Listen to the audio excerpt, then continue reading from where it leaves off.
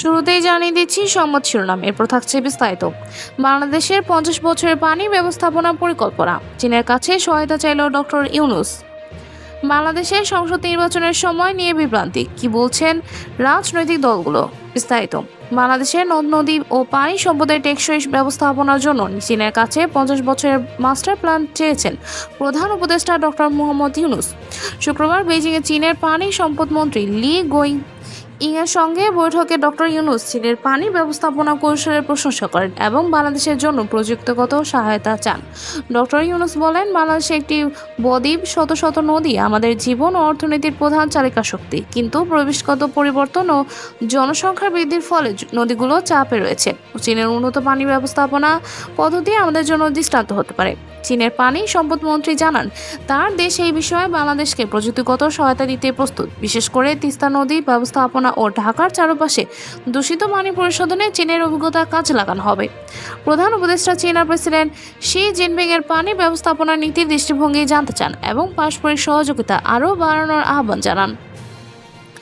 বর্তমানে ডক্টর ইউনূস 4 দিনের সফরে চীনে রয়েছেন, যেখানে তিনি চীনা নেতৃবৃন্দ ও বিনিয়োগকারীদের সঙ্গে বৈঠক করবেন। বাংলাদেশ সংসদ নির্বাচনের সময় নিয়ে বিভ্রান্তি, কি বলছেন রাজনৈতিক দলগুলো? বিস্তারিত। বাংলাদেশের জাতীয় সংসদ নির্বাচন নিয়ে রাজনৈতিক মহলে চলছে নানা ধরনের প্রশ্ন, বিশেষত নির্বাচনের সময় নির্ধারণ নিয়ে তৈরি হয়েছে বিভ্রান্ত। অন্তর্বর্তী সরকারের প্রধান উপদেষ্টা ডক্টর মোহাম্মদ ইউনূস বলেন, ডিসেম্বর থেকে জুনের মধ্যে নির্বাচন হবে। তবে রাজনৈতিক দলগুলো এই বক্তব্য অস্পষ্টতা ও সন্দেহ প্রকাশ করেছেন। বিভিন্ন রাজনৈতিক দল মনে করছে নির্বাচনের সময় নিয়ে এত দোলাচল কেন, কিন্তু কিছু দল দাবি করেছে নতুন রাজনৈতিক দল গঠনের জন্যই নির্বাচন পিছিয়ে দেওয়ার পরিকল্পনা থাকতে পারে। সিপিবির রুহিন হোসেন প্রিন্স বলেন, নির্বাচনের সুনির্দিষ্ট তারিখ ঘোষণা করা উচিত, তবে এখন পর্যন্ত সে কথা বলা হয়নি।